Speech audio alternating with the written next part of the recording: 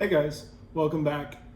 This is week number 4 or lesson number 4 out of our 5-week series. Got one more after this, and then we're going to take a break for a little bit. So we won't be uploading videos as often on here. Bobby and I are going to be working on a little bit more of some different events that we can do, maybe in person, hopefully, with everything kind of going on. So stay tuned for that. Check online, check our website, and we'll also just send out emails and stuff like that. Check social media, and we'll kind of go from there and kind of spread information that way. Maybe put a video up on here, so keep checking back every once in a while. So that's kind of the only announcement that I have right now. So we're going to dive into it. This is week 4 of our series, or part 4, I guess, of our series, The Greatest. And so we're going to dive into some fun stuff. So here we go. All right, so the first thing I want you guys to think about is who your friends are. All right, so imagine, remember who they are. I know it's probably been a while since you've seen them, or maybe you just saw them, so you're kind of getting that refresher back. They probably have a lot more hair than they used to. I know I got crazy hair right now. Hopefully that'll be gone soon. So remember them, think about them. All right, now think about how similar they are to you. Think about how they are compared to you. So are they the same? Do they have a lot of the same interests as you, or a lot of the same quirks? Do they like the same stuff as you? Probably most of you are going to say, well, yeah, that's why they're my friends. And I'm like, great, that's awesome. But now I need you to think about those that you don't like. Maybe you have I don't know if they still have arch enemies. That seems a little too superhero-y, but, or nemesises, nemesi? I don't know. Anyways, nemesis, whatever. Just people that you maybe don't fit in with, or people that you don't have as friends. It's probably because they don't like the same things you have, or they don't like stuff, the same interests and stuff like that. Maybe they do something different, or watch stuff that you absolutely hate, or listen to music that you don't like. And so that kind of plays a role into why you're not friends with them. And I want you to think about that as we kind of dive forward into this. So think about how we have our friends who are in one group or one category, and then we have people who we don't like and they're in another. And I think we seem to have that a lot too. Either there's one or two things. It's either A, I like you and you're in this group, or B, I don't like you and you're in this group. And I think sometimes we can really kind of limit ourselves with that. I think sometimes we judge someone too quickly because of that. And maybe you do have a good reason as to why they're not in a specific group. But I have one question to ask you. And this question might be a tough one to swallow, but I really need you to think about this one for a bit. All right, so if you have to pause the video, I understand. But here's the question, all right? So we have these two camps, right? These two things, group A and group B. A is the group that I like, B is the group that I don't like. But have we ever thought about how having these two groups, does that make us better at being a Jesus follower? Does that make us a better Christian? Or did Jesus show us that we need to have those two camps of A, people we like, and B, people we don't like? I think that's a tough question to answer. It's really tough because we know the answer. The answer is, well, no, Jesus came and he was here for the sinners, the people that he wasn't supposed to like, the people that he was opposite from, the people that did not really have the same interests or beliefs or like the same things as him, right? So we have this clear picture of Jesus showing that he is there for the group that he's not supposed to really be with, when you think about it, from our perspective, or from that perspective of people we like who are similar than us, and people who we don't like who are different than us. And so we end up kind of having this clash. We're like, oh, we really should be working, I really should help, like actually be a part of this like person's life. Like I feel bad for it, but at the same time, I don't have anything in common with them. So how do I do that? And I think we can answer that in one story. I mean, there's several in the Bible that really kind of speak to this, but the one that really comes to mind is a story that's in John. And it's actually probably one of the most famous stories besides Jesus's birth and death and kind of those two portions. One of his most famous stories, which is when he interacts with someone that he's really not supposed to. And I know that happens a lot, but I mean, this one is really interesting and weird. So I'm going to dive into it. So we're looking at John, the book of John, chapter 4, and I'm going to start in verse 4 through 8. I'm going to jump around a little bit, so just keep that in mind. Read the whole story if you have time, and really kind of dive into that and understand, especially with stuff that's kind of going on now, with all of the protests and all of that stuff that's kind of going on now. It's a really good conversation to start to dive into. It's a good story to really get us to think about how we can kind of move people from categories or places, either group A or group B, into more of a conversation, talking with them and starting to build relationships with them in a way of trying to understand, okay, is there any common ground I can have with this person? All right, so I'm going to pick up, like I said, John 4, verses 4 through 8. Here we go. So he being Jesus, had to go through Samaria on the way. Eventually, he came to the Samaritan village of Sychar. I don't know if I said that right, but I'm going to go with it. Near the field that Jacob gave to his son Joseph. Jacob's well was there. And Jesus, tired from the long walk, sat wearily beside the well about noontime. Soon a Samaritan woman came to draw water, and Jesus said to her, "Please give me a drink." He was alone at the time because his disciples had gone into the village to buy some food. Now, I want you to really think into this, all right? So we're going to dive in, and we're going to try and put ourselves in this conversation, maybe a fly on the wall. We're hearing this conversation, and it's really interesting. It's really weird because there are two things, all right? Jesus is in a very surprising place, and he's talking to a very surprising person. All right, so the first one, Jesus is in a surprising place.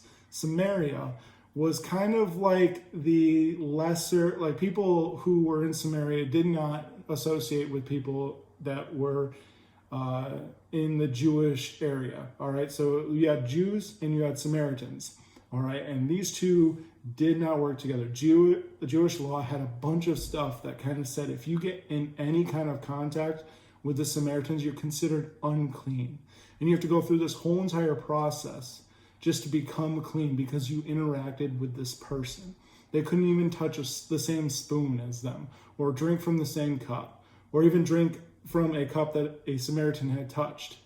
Otherwise, they would become unclean and have to go through this whole practice, all right? So that's the first thing. And the second thing is he's talking to a woman. Now, in these times, women did not really have that many rights. They didn't have that much power. They were kind of in the lowly position. They were there to make food, to prepare food. They were there to clean the house. They were there to kind of do things that day-to-day things that really were not, they were important, but they were not deemed as important in that society. And the second thing is this is very interesting, and it doesn't really pick up on this, but looking into this a little bit more, we find out that it's like noon. So it's like the hottest part of the time of the day. And normally, if you're going to go and get water for your animals and stuff, you're going to get it in the evening or in the morning because it's cooler, because it's a much more enjoyable for you to go and get. Whereas in the middle of the day in noon, it's really, really hot. You got to remember that this is in a desert area. So, I mean, it's scorching out. And it's just a crazy day. Like the sun is just beating down. There's no relief from it. And so for this woman to go out in the middle of the day, to go out around noon, shows that she really didn't want to interact with anybody. And that's probably because might have been someone that was, and actually we'll find out about this later on in the story, but she has a lot of baggage that she's carrying and is kind of causing her not to be able to interact with the people around her.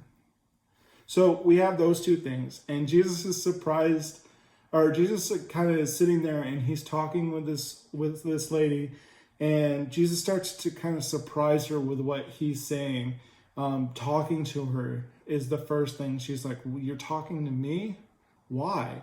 And kind of that we dive into like what I just talked about with all of this like tension between the two and everything like that. And then we end up starting to see over the next verses that I'm going to kind of skip over, that actually Jesus knows a lot about this woman, like knows most of her backstory, and she's never met him. And so that's very like, I think that's awkward for her. She's like, "How do you know all this? And I've never seen you before." But at the same time, she kind of owns up to him and she says, "Well, yeah, you're right." But it's surprising because Jesus doesn't stop there. Jesus continues on. So here we go, skipping down to verse 13 and 14. Jesus replied, "Anyone who drinks water, this water," talking about the well, "this water will soon become thirsty again. But those who drink the water I give will never be thirsty again. It becomes a fresh, bubbling spring within them, giving them eternal life." All right, so now you have to remember it's the middle of the day, it's super hot out, and this water, if you drink it, you're going to be thirsty again, right? That's just how water works. So you're going to drink water, drink whatever, and you're going to be like, "Oh man, that's good," but later I'm going to be like needing some more. All right, and to this woman, she's like, "So you're telling me that I could find a place and fill up my jug of water and never have to drink anything again? That's fantastic. Where is this? How can I do this? Where is it? Show me." And the problem is that Jesus is not talking about normal water. And we hear that at the very end. It's eternal life is what he's offering. But he's equating it with water, the life that we need to survive in a desert area. And he goes so far as to say living water. Maybe some translations that you have in your reading has living water. Now, the reason that they're saying living water is living water in that area, in that context, is talking about a stream or moving water. Because stagnant water, or water that's sitting there, is very deadly because it has a lot of bacteria growing in it. Whereas moving water, that bacteria may be growing there, but it's already been washed away, or it's already been moved downstream by the time you pick up what you're drinking, and it's a lot healthier and easier for you. So that's what he's kind of talking about here. So this is insane. It's crazy. And she's like, "Okay, I'm on board. What are you talking about? Like, I'm confused, but I still am interested." And then Jesus hits her with, I think, one of like the hardest, like just knock your socks off kind of thing. And here's what he says. So I'm going to skip down to verse 26 because he kind of talks a little bit more, and they get into a religious argument about that, about kind of that kind of stuff. And then all of a sudden he says this. Jesus then told her, "I am the Messiah." Why didn't you start with that first off, Jesus? Come on. I mean, that would have cleared everything up and we would have been fine. But he waits to say who he is. He waits to say that and surprises her with that, saying, "I am the Messiah." And her knowing enough about Jewish culture and Samaritan culture kind of like it knows what that means. And is very like excited about this. And I mean, I don't know about you, but this is really cool because Jesus declares to her who he is. And first and foremost, it's not anybody of any note, right? Like it's not like the president or anyone like super important or high up. It's like, no, I'm going to say it to the lowest of the low, these Samaritans who the Jewish people really look down on and kind of beat up. And then we have like a woman who has no power, no authority, and really doesn't have a voice in this area. And he's like, I'm going to choose you. You're going to know. And it's just insane to think about that. And it's really interesting and cool to see how this would happen. I mean, only Jesus would do something like this, right? But it gets even better. So here we go. We're going to skip down, and I'm going to start reading from verse 39 to 42. Like I said, if you have the opportunity, just read through the whole entire story. It really kind of explains a little bit more, and there's a lot more in there that you can sink your teeth into. But this is kind of, I'm just trying to give you like the Spark Note version of everything that's going on. So here we go, verse 39 through 42. Many Samaritans from the village believed in Jesus because the woman had said, "He told me everything I ever did." When they came out to see him, they begged him to stay in their village. So he stayed for 2 days, long enough for many more to hear his message and believe. Then they said to the woman, "Now we believe, not just because of what you told us, but because we have heard him ourselves. Now we know that he is indeed the Savior of the world." That's nuts. I mean, think about it. In some way, this woman who, even within her own village, was the lowest of the low, was able to open up and share that Jesus was the Messiah. And I think that this is probably the very first time. It was probably one of the first people to share that Jesus was the Messiah, and to get people to come and see it for themselves.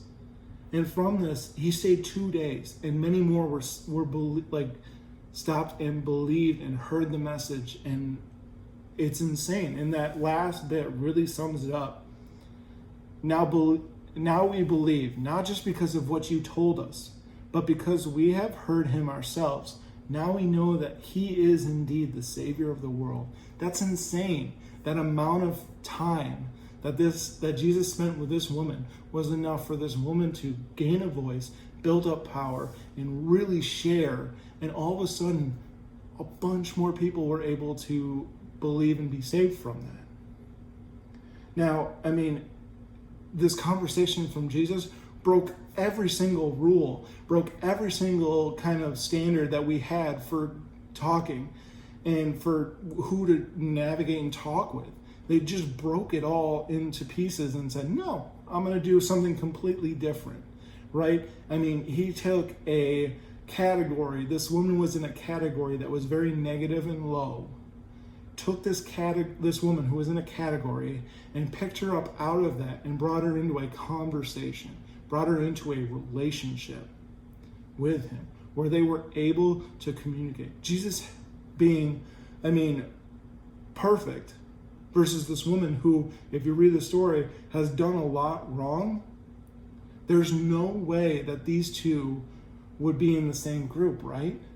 But Jesus says, you know what? It's not about groups. It's about the conversations and the relationships that we have with each other. That's how everything works. And it's showing us to show that and to do that, practice that. And from that, look what happens. From that, a village got to spend time with Jesus for 2 days. And so many more people were able to believe and to hear his message. It's nuts. I mean, I don't know if you're getting this, but it's just insane. It's crazy. And I think we have to try and do that same thing. We have a really big tendency of putting people into categories. And I know some of that is just how our body works and how our mind works to try and comprehend everything. But we also have to make a conscious effort to, okay, we have groups, but at the same time, we need to break those groups. We need to be able to dive into conversations with them. Yes, it's going to be hard. Yes, it's going to be difficult. Yes, it's not going to be easy. And it's way easier for me to hang out with people that I like, people that know me, people that are similar to me, whether that's in interests or in sports that I play or whatever. But we need to break the habit of putting people into categories and bringing them into conversations with each other. Stop putting people into a category and writing them off as not good enough. not able to be anything that you'll be ever associated with. Jesus chose someone who was the lowest of the low, in the complete wrong category by everybody's standards, and took her and brought her into a conversation, brought her into a relationship where from breaking all of the norms, was able to show that this is how we should treat one another. We need to treat one another as human beings, talking to each other, create conversation, build relationships, try and understand who they are, what they are, and how they're doing what they're doing and why. Because I think from that we can gather more about ourselves and how we can really be the ones that destroy them because we put them in the wrong category, because we don't care enough to put them in a conversation. We write them off before they even get a chance. And with everything kind of going on around in society right now, I know it's difficult and I know it's hard, and there's a lot of anger and frustration, and there's a lot of polarizing point of views, and I can't get into it because even I have a hard time. I'm trying to make sense of it all. And it's a struggle. But the one thing I do know is that I need to take people out of a category, out of the categories that I have put them in, and put them into a conversation, talk to them, understand them. And I'm not going to say that it's going to work 100% of the time. Sometimes you just won't be able to understand why that person's doing what they're doing. But at the same time, you need to give it a shot. Learn who they are. Figure out what their point of view is, because we can gain a lot, we can grow a lot ourselves when we gain other people's point of view. The last thing I kind of want to leave you with is this, just that reminder that we need to take people out of categories and put them into conversations, into relationships where we can understand them better, where we can talk it through with them, to be like Jesus and take the lowest of the low that we've put there and pull them out, or society's put there, pull them out and talk to them, share with them, listen to them, and see how we can work together, how we can be together as one body, showing the world who Christ is.